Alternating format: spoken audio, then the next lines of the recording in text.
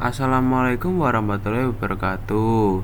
Ini adalah proses pembuatan produk proyek kewarganegaraan 3. Perkenalkan, nama saya Muhammad Dito Wicaksono dengan NIM B100240257, kelas D, Program Studi Manajemen Fakultas Ekonomi dan Bisnis. Berikut adalah langkah-langkahnya.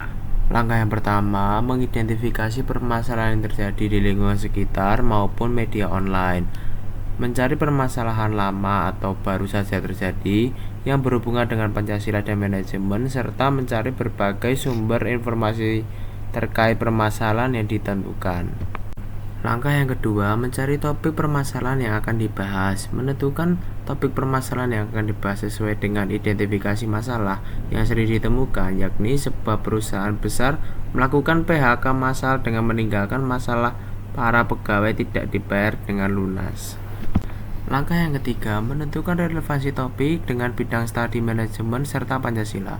Topik yang digunakan, sebuah perusahaan besar melakukan PHK massal dengan meninggalkan masalah para pegawai tidak dibayar dengan lunas. Tentu ini sangat relevan dengan bidang studi manajemen karena perusahaan memiliki tanggung jawab sesuai terhadap karyawan, pelanggan, dan masyarakat. Tindakan perusahaan yang menunggak gaji jelas-jelas melanggar prinsip-prinsip etika bisnis. Langkah yang keempat, menentukan jenis produk yang akan dibuat. Sebagai langkah selanjutnya, saya akan menghasilkan produk berupa media visual, seperti video atau gambar yang edukatif dengan tujuan memberikan pemahaman yang mendalam mengenai signifikansi bagaimana perusahaan perlu menerapkan prinsip kemanusiaan dalam pengambilan keputusan yang tepat.